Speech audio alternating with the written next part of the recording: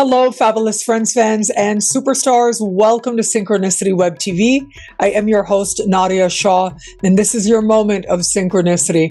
Well, I'm so excited to celebrate with you today. Once again, my dear friend, Yuriria Robles.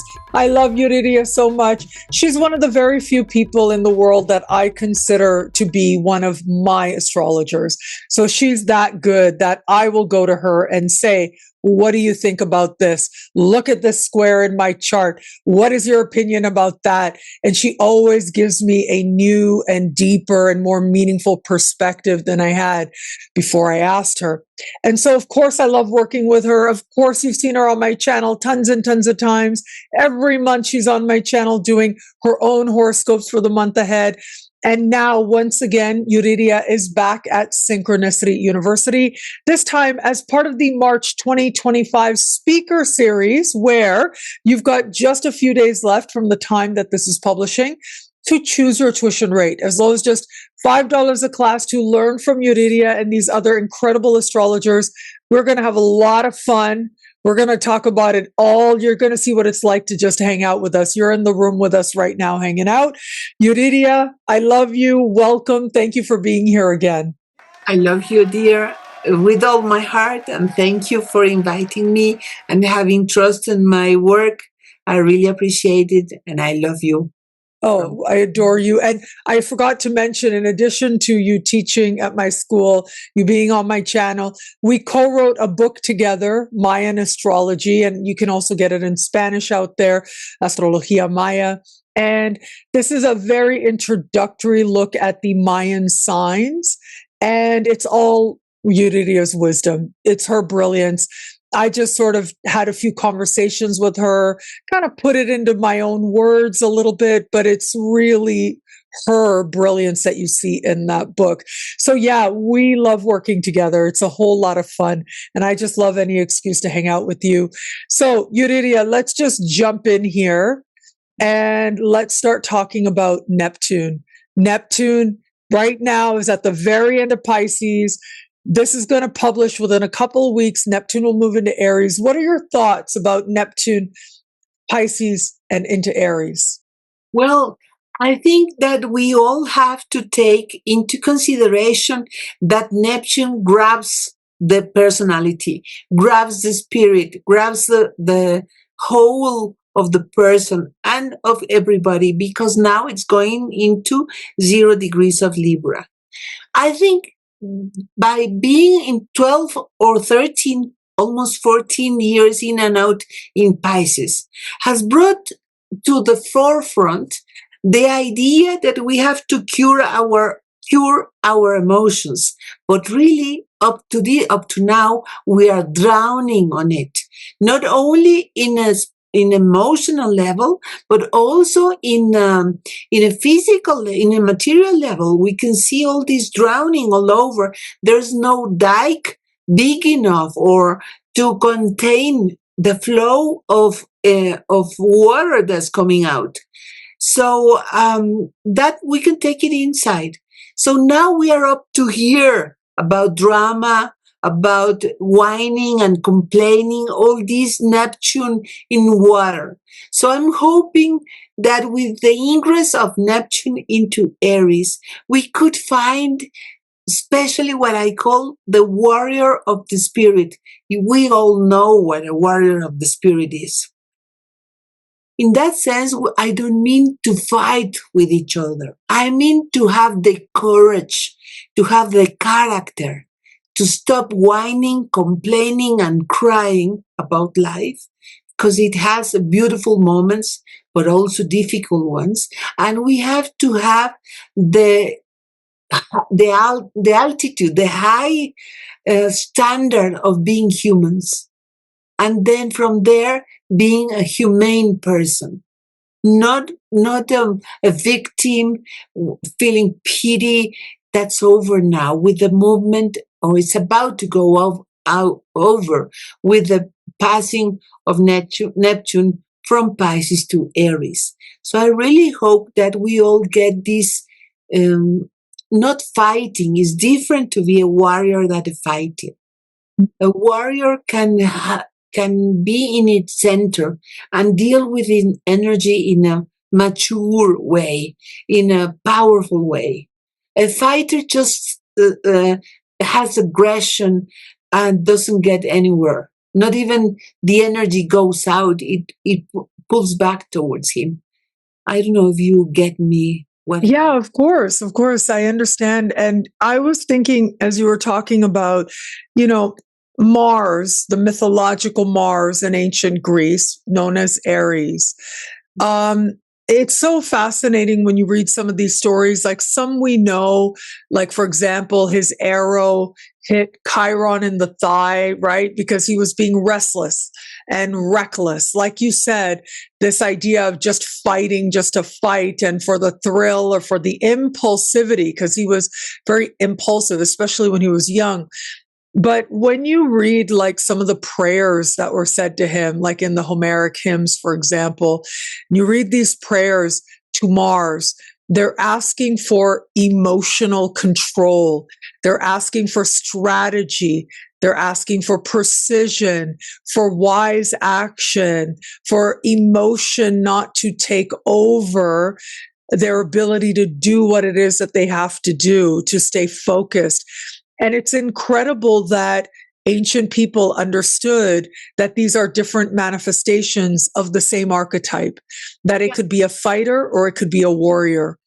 And we can be a spiritual warrior, and there are great things about that and not great manifestations of that, right? And we know this, like people will do all kinds of things for faith, and especially Neptunian faith.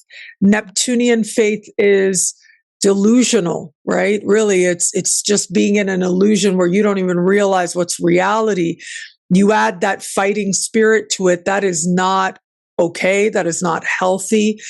But where it is that you take that Neptunian energy and let it be about compassion, then, and being a warrior from that place, wow, we might see individuals just being a force of healing in the world. Individuals doing that in Aries with being a very individualistic sign. Yeah, let's invite everybody to take that stance because we can all do it.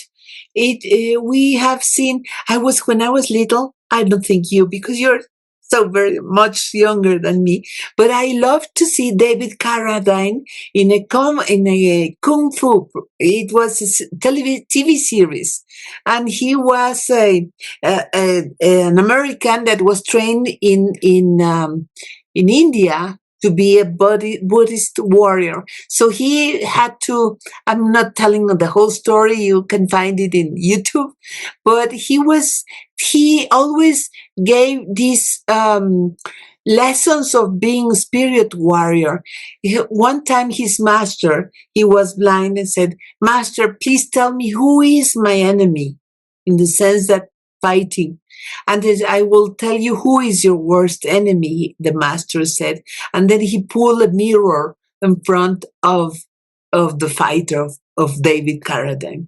So that when I was little really impressed me in the sense that we are not really fighting against anybody but our own inclinations that might not help in the long run. We always project them.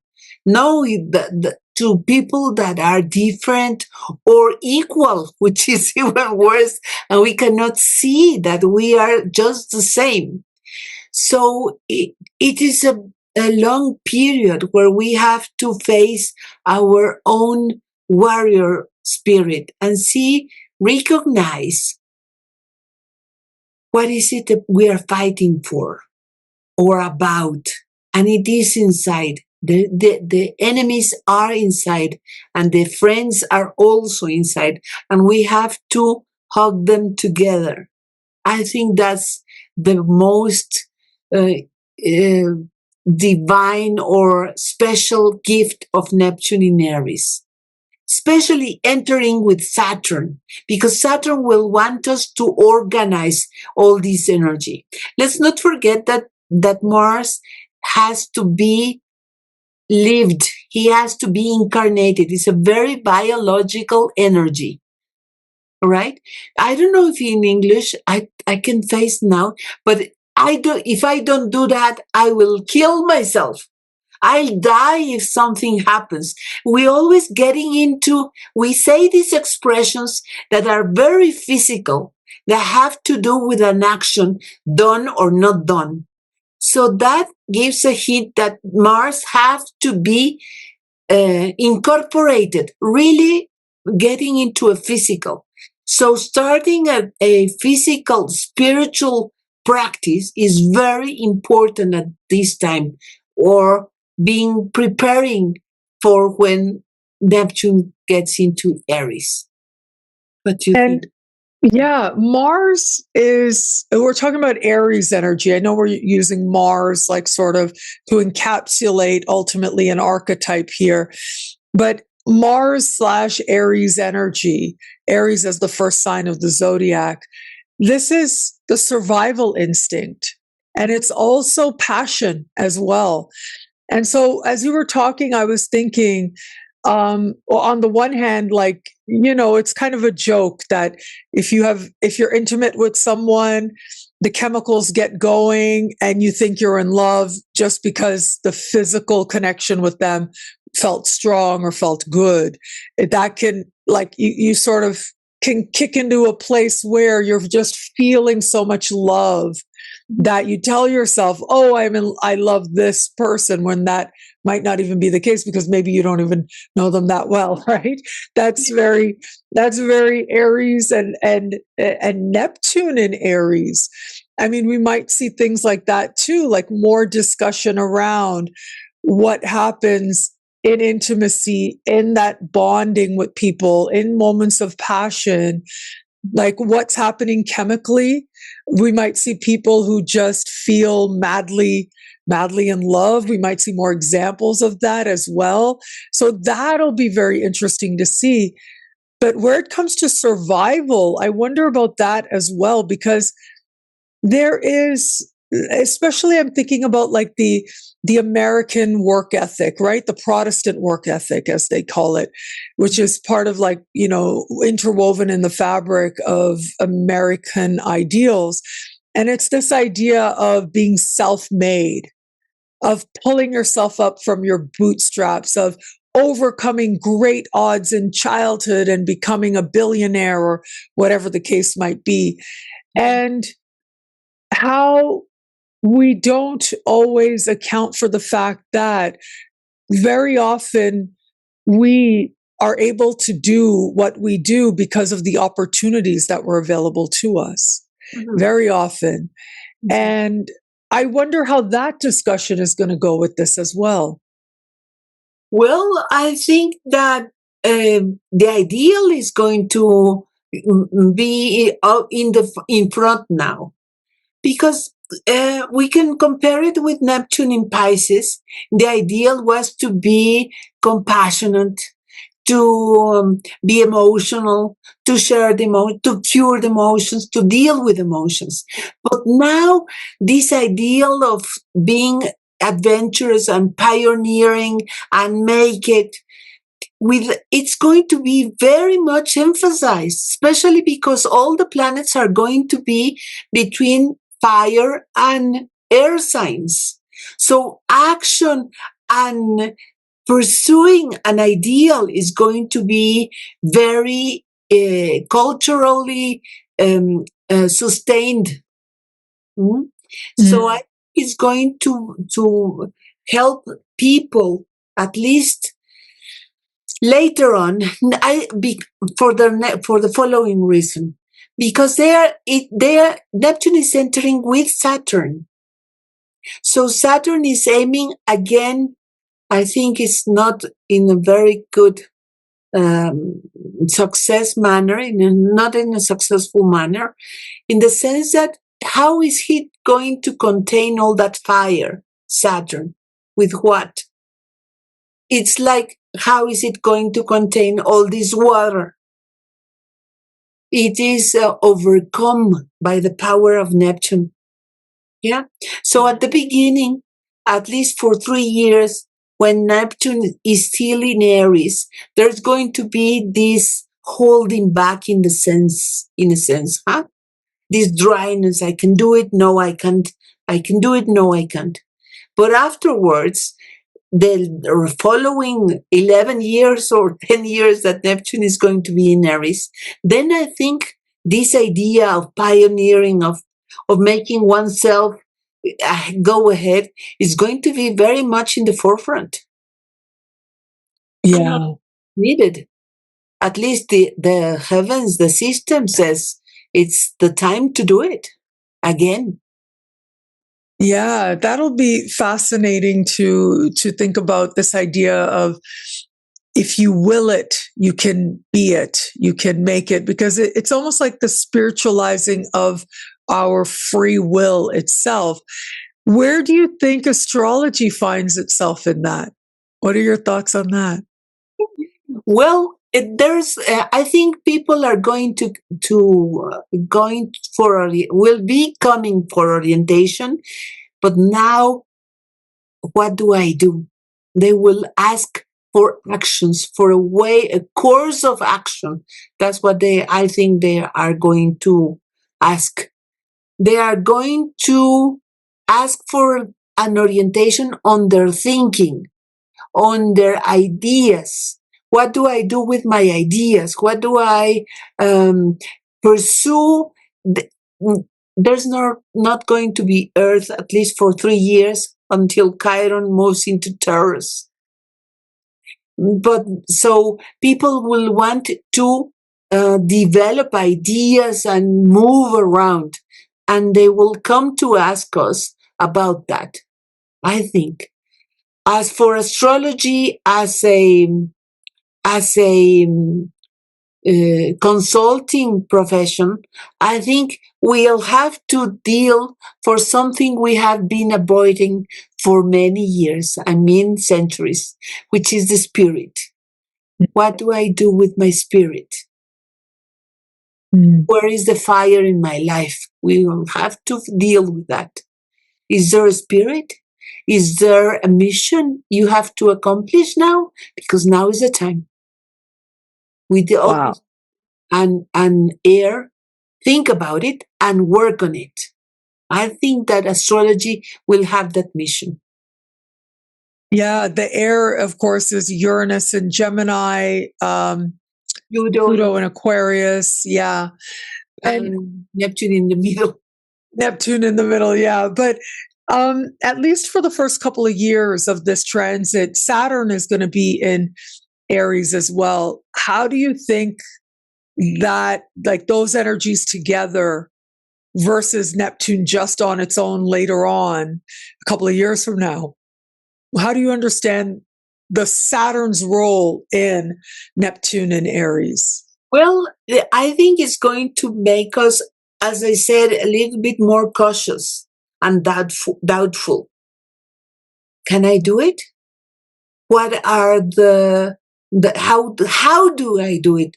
How is what path should I follow? What discipline must I install?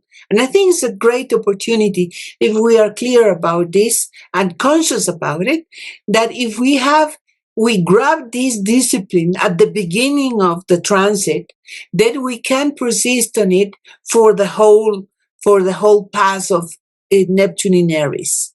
So in the higher level, I think Neptune can discipline this warrior from the onset. Yeah.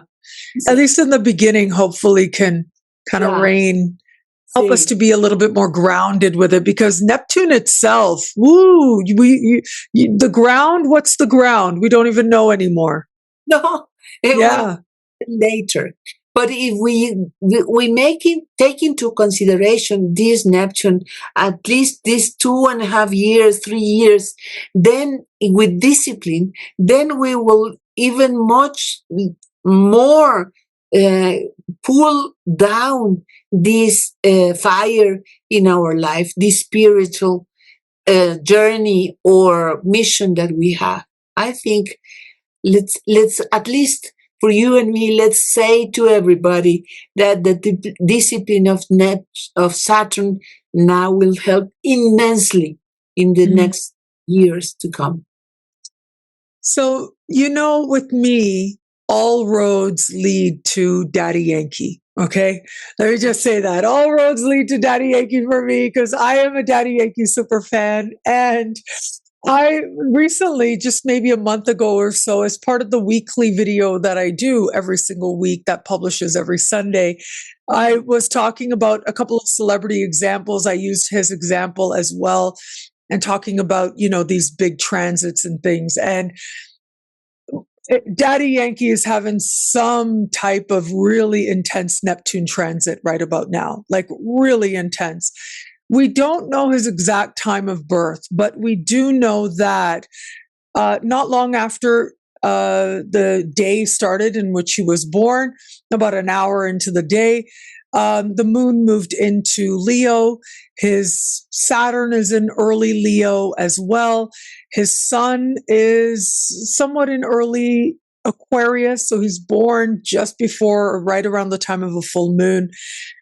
And we know that. We don't know his rising sign necessarily, but I'm pretty sure there's got to be some strong Neptune stuff playing out there. And that means strong Piscean stuff playing out there, which would make sense because he's a musician and all of that. Now, having said that, oh boy, is this dude ever having a huge Neptunian energy. So first, it was about 2 years ago. 2 years ago now? No, it was 3 years ago. In early 2022, spring, he announced that he was retiring, that this was going to be his last tour. And then he went on this tour for a year or so and just really worked very hard. Normally he would have one show per city. He was doing, 2, 3, 5 shows per city. So he basically made 10 years of money over the course of about a year or so. And then he said, okay, this is going to be my last shows ever in Puerto Rico.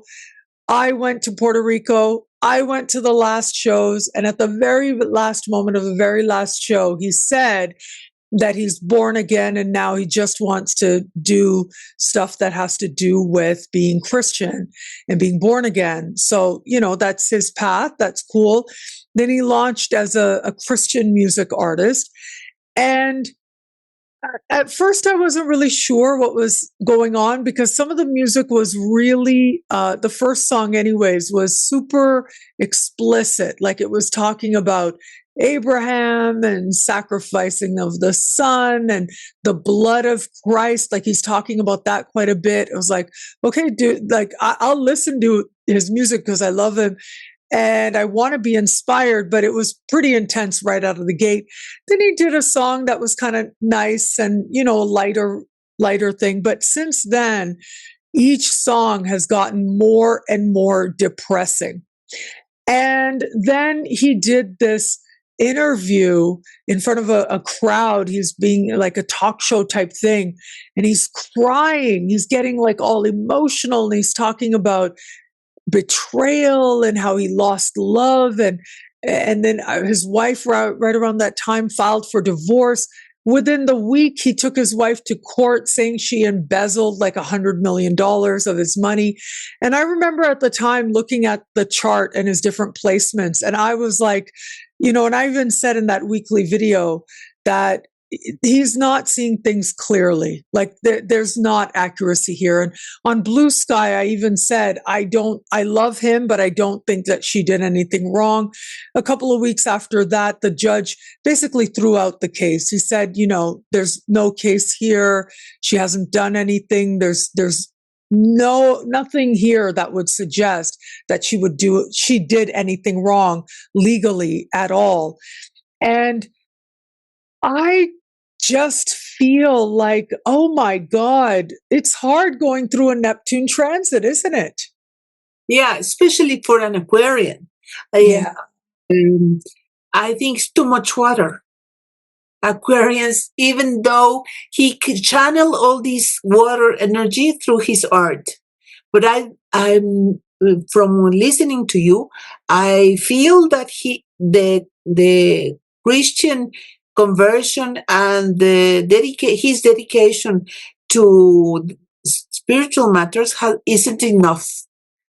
So that's why he is getting into this overwhelming or getting drowned in all this energy. Even if he has no placements in Pisces, just for being an Aquarius, it's difficult. You must know people that are Aquarians. They process things. They are very rational. They deal with stuff in the mind. And Neptune brings all this water of emotions. I lost people, Aquarian people, really drowned literally in water or alcohol because it was too much. So the way out is really what he's doing, but also there is something very special in the spiritual realm that I must mention. In Mesoamerica is very common, but all the religions have understood, and is the thing of the sacrifice. What are you going to sacrifice? And it does not only mean, okay, I give up my money and that's it. No. You have to tear yourself out.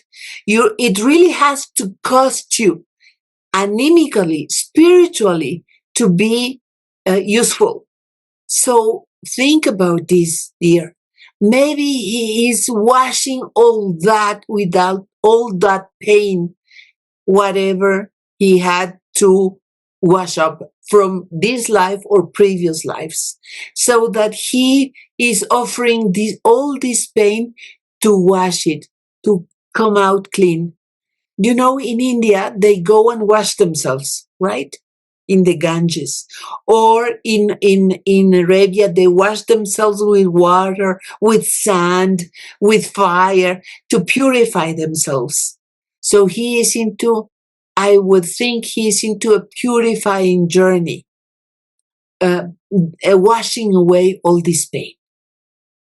Yeah. And I just realized as you were talking that I remember this essay that I read by Freud that changed my life. I mean, this was one of the most powerful pieces of written idea that I think I've ever read. It affected me so strongly. And it showed me the power of writing, right? The power of being able to write something that could affect someone so strongly. And I was, in university as an undergrad at the time. And it's an essay called On Melancholia, which is depression, right? So he's writing about depression. And according to Freud, he says that when the psyche is not ready to acknowledge the true root of the discontent, the anger, that energy will turn on itself and become depression, right? Because the psyche is not ready to really look at what you're really mad about, what you're really angry about, what really hurt you. And of course, because it's Freud, he's saying that we're angry at our parents, we're mad at our parents, we're sad because of our parents. And the thing is, on a level of our psyche, our parents are the physical embodiment of God. So rationally, we know that isn't the case, but on a level of our psyche, we believe that. And so to challenge our parents, to say you're angry at your parents is like saying you're angry at God. It would be sacrilege. It's too much. But what I've found, and I know other people have built on this idea as well, there are certain truths that are hard because if you were to look at them, you would have to make a change. You would have to acknowledge the depths of your disappointment, of your, anger, of whatever it is. You would have to acknowledge something that's more painful than just saying, I'm mad about this. So we will direct that energy, not just towards depression, but, I've seen it in all kinds of ways when people get mad at certain groups of people, right? The other, for example, the other, whatever it is, culture, religion, language, identity, whatever. it's easier to do that than to look at yourself and say, wow, I'm really miserable because I hate my marriage, or I'm miserable because I hate my job, or my kids are awful to me, or whatever the case might be. Because to do that means your whole life would change. And that's too much to ask. The psyche isn't ready for that kind of confrontation. So it becomes easier to do that, even though you're creating pain in a way. Still, it's an easier pain to manage than to really look at the pain of your own discontent, your own disappointment. Mm-hmm. And so I say this because it's possible that when someone's acting that way, they're so overcome with emotion, they're crying about things, and it's the strength of the spiritual experience of Neptune. But in order to make sense of it, people will sometimes become more dogmatic. They'll become more about, certain religious ideas because the spiritual, emotional experience is too much. And I will say this, right after he announced his conversion, he started a church and he started, doing sermons. And all of his first sermons were about guilt, right? Culpable. They were all about guilt. And he's bringing up family members, his brothers. He's crying. He's asking for forgiveness. Like, this is a guy who carried a lot of stuff. Maybe self-hatred or something. I don't know why you would ask for so much forgiveness unless you really hated yourself. Yeah, these are some ideas I'm having of how this Neptune might be manifesting, not just for him, of course, but for a lot of us. At 29 Pisces last year, Neptune at 29 Pisces, now moving into Aries. What are your thoughts? Well, this year is worse in the sense that it's not only Neptune, it's also the North Node. It's also the eclipses.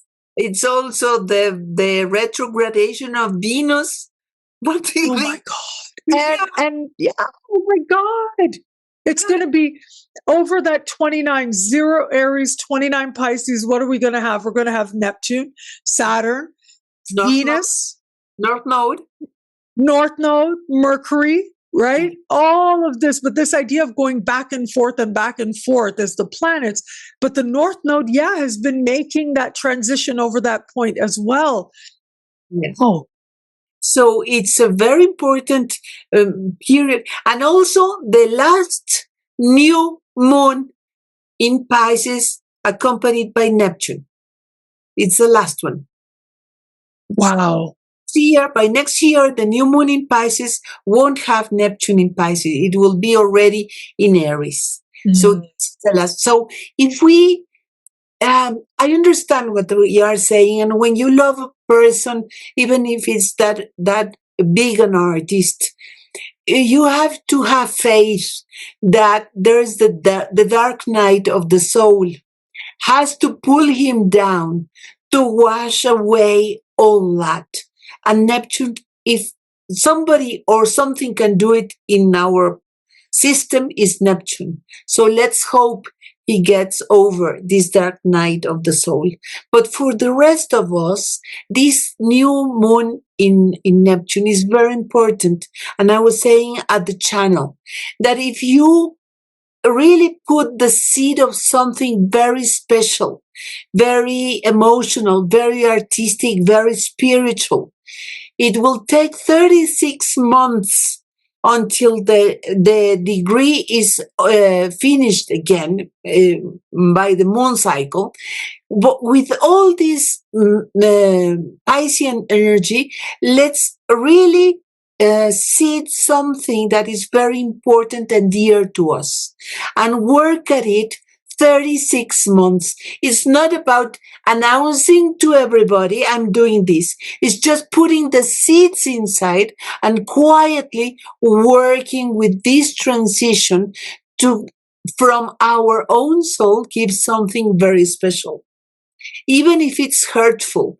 If it's hurtful, even better, because it will carry out the transformation of the seed into a plant, a fruit. It will sprout something beautiful, I'm sure. So trust yourselves and do something about this. Don't just wait it out until it's over. It's a once in a lifetime opportunity. It will condense all what you, Nadiya, mentioned, all what you mentioned, and also the eclipses. 1.5 years of eclipses in Pisces, Virgo. So make the best of it. And so when you say 36 months, you're talking about the North Node in Pisces? No, When you when I say 36 months is the moon will take the degree of the moon of the new moon. Mm-hmm.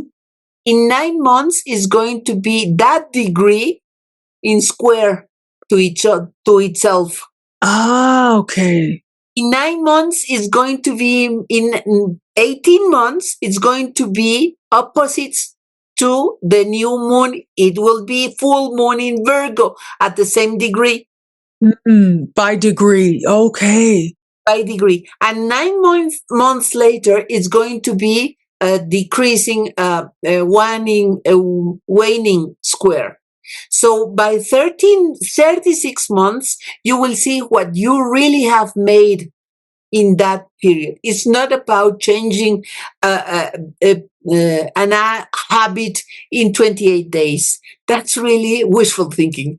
The thing is to use the movement that the moon, every new moon is doing, taking those 36 years to whatever we seed, we plant in that new moon, it will sprout in that time.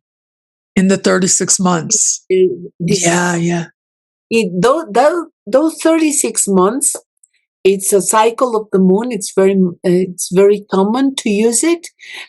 Yeah, and so it clears one thing, that at the new moon, you don't announce anything. It doesn't have light. You just feed into the inside yourself. You put the seeds, so you give them time to flourish, all the time we have mentioned. Yeah.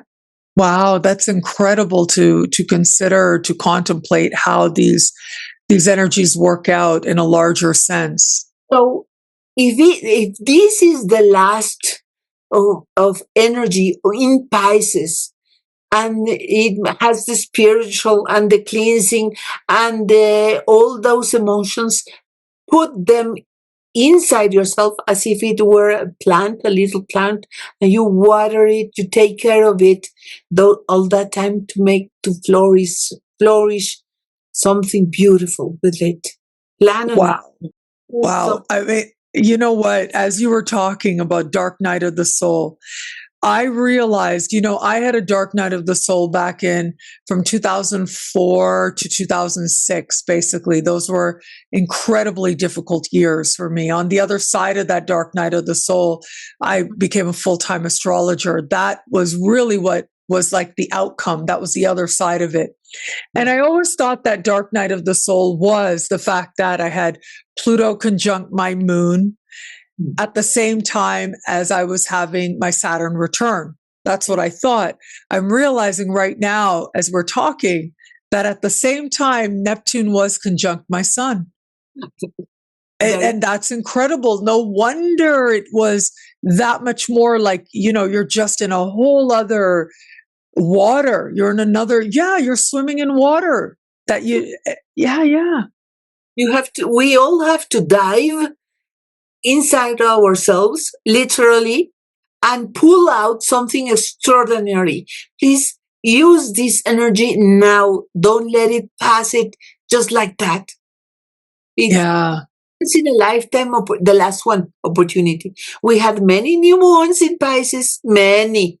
13, 14, the number doesn't matter. But this is the last one. And Pisces won't be as slighted, as spiritual for a long time now. Wow.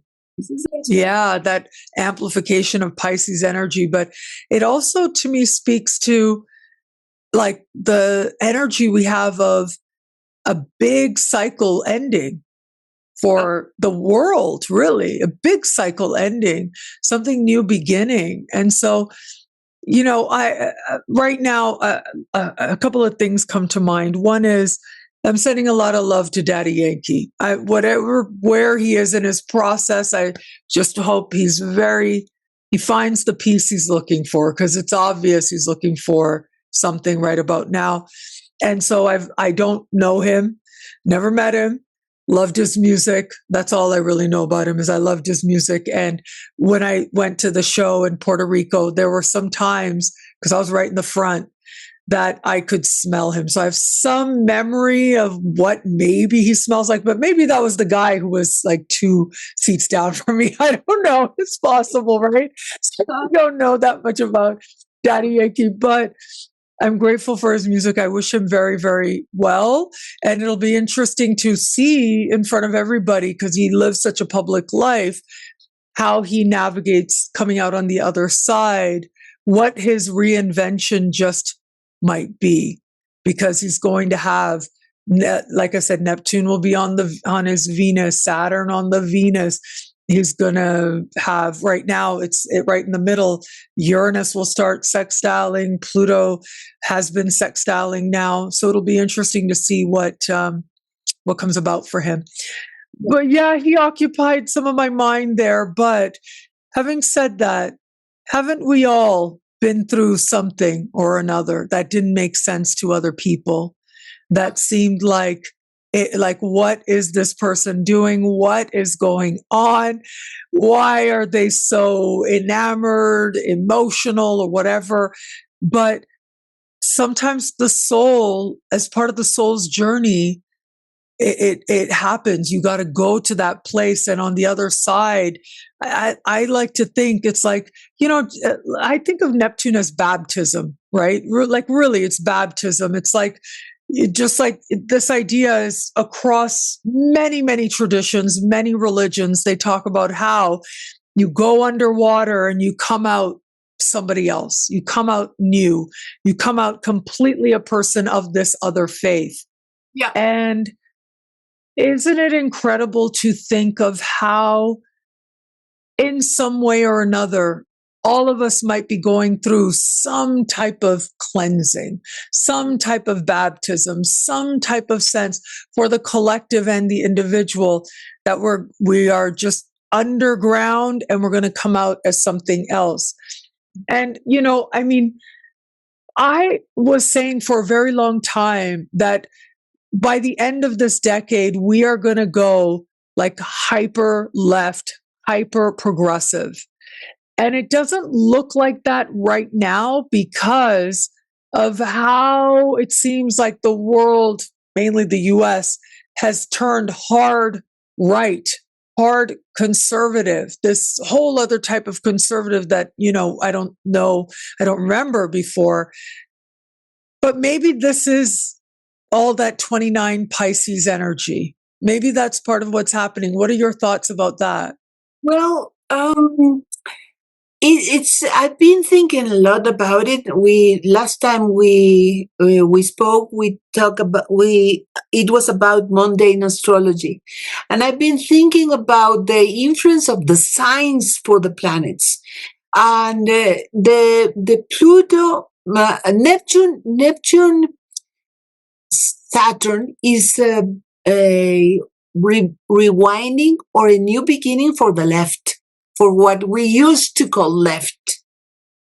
But it's just beginning. It's beginning again. So that is going on the way. And on the other hand, Pluto in Aquarius for me is very right-sided. Wow, because of its Saturn rulership. Because let me explain. Yeah. Aquarius, it's a fixed sign. It's very rational. Nobody in Aquarius' mind would have pity on the others. Having pity on others is being silly, because people have to be intelligent. I know I'm speaking to an Aquarian, but you're an exception in the sense that you expect people to be intelligent. Yeah. And that rational part of it is what's going on now. What's the intelligent thing to do for his or somebody's administration, such and such. But that's hurting people. Doesn't matter. That's not the intelligent thing. The intelligent thing is to do this. Wow. But so they will be in equilibrium because Saturn, on the other hand, Uranus in Gemini will be much more. The thing is that it is air again. It's not about water, about what people think or about what people feel or want. It's what is the intelligent thing to do. That's the problem. So one part of the energy is going to rebirth of the left, and the other part, or the progress, like you say, and the other one is very conservative. Even if it's in a fixed sign, it's going to be difficult. Okay, but don't you think that what is intelligent is a matter of opinion? Because I think that what is intelligent, like if you're really making the calculations, right, I would say what's intelligent is probably more progressive policies, like making sure that all children get breakfast and lunch, no matter what background they have, so that their brains grow properly, so that then they're able to function properly and they become tax-paying members of society, right? That's just one example. It makes sense rationally not to make women's health a religious issue, right? Because that's what a big part of the conservative movement, I would say, in the US is geared towards limiting access for women to healthcare. And that is not necessarily very rational. That is very, I would say not, but okay. That's not coming from a rational mind place, right? That's not coming from a scientific place. And I think that, like, because progressive policies are really rooted in what works best for the most amount of people, it's more rational. But then I'm biased. That's my opinion. My parents are progressive. I'm very, very progressive. I know. So I want to acknowledge my own biases there. But yeah. And I agree with you. At the risk of sounding the devil, being the devil's advocate, what they are presenting is that the money ran out, and they have to pull it out from whatever place they find, and that has to pay the balances. If we believe that, if it is true, I'm not saying I'm for it. I'm saying that what is being said. What is being said, yeah, but it makes more sense to bring in more money, right? It makes more sense to, okay, but anyways, that's me. But you go, yeah. Future women or the elderly or the immigrants, whatever. I need the money now. I have to pay now. Sorry. So it is a matter of, first of all, I would say that with this Neptune in 29 degrees, with all this Piscean energy, we don't know the truth. Wow. Yeah. We don't know what is real from what is fake. Well, will we? I don't know. I love you. Yeah. I keep telling, maybe things will come out, but are they true, really? Yeah, right? Yeah. We don't know. There's a fight going on between Soros people and the Rockefellers people. Soros and the other ones, I think I get mixed up. But yeah, I mean, I don't really, yeah, I get it. Because at the end of the day, it might just be the same thing, right? Yeah. No, yeah. There is most probably. It depends on what you hear. On who are you speaking to and who the allegiances are. But from the astrological point of view, which we love both, I tell you that there's this, we are going towards an equilibrium. Why? Because they are going to planet Uranus, Neptune, and Pluto are going to be in a harmonious the grand sextile, yeah. Until the end of the decade. So let's hope we find a middle ground. It's going to take long because this transition from water and earth to fire and air is really changing our lives. We have to get used to. We always have known that life is fluid, that everything changes, but now it's a turbo change, super turbo change. Yeah. We have to get used to it. So let's be patient about it. At least. Oh gosh, patient. Telling a Sag moon to be patient. What are you thinking? The rest of the people, either we are confused, or we are scared, or we are angry, or we don't know what to do, and the floods and the fires and the earthquakes and the volcanoes. What are you talking about? Well, let's hope for the spirit. Everything is going to the fire of the spirit. Let's go there with it.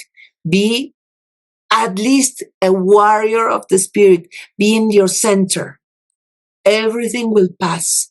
This also will pass. Listen, please. I love you, Yuriria. I love you so much. I think we've been talking for well over an hour now, I'm pretty sure, because that's how it is with us. The time just goes by. I should say that Yuriria is coming to Synchronicity University as part of the March 2025 speaker series. You've got a little time left to choose your tuition rate, as low as just $5 a class. And Yuriria is going to be teaching on chart interpretation, right? Like maybe can you say 60 seconds about that before we close up?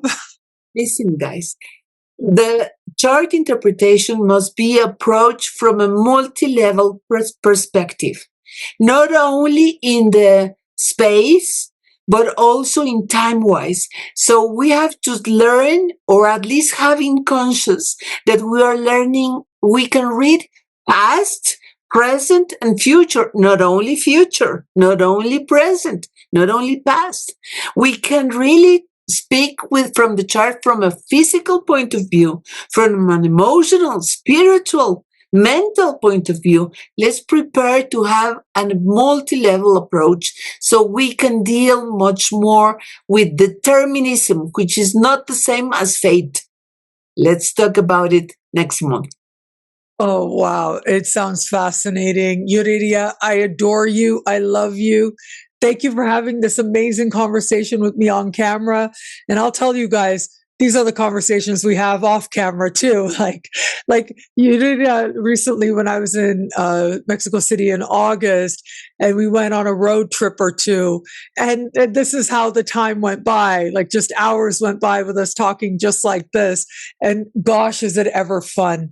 The inner astrology nerd in me dances when I get to hang out with you. So I thank you for that. And I adore you. Thank you. Yeah, you know, it's for me, it's a pleasure and an honor. And it's so amazing, your work, you yourself. And thank you for everything. Thank you. I love you. I love you too. And thank you everybody out there for watching. I love you guys also. I'm sure Yuriria loves you guys also. Yes. Until we connect again, take care. Bye.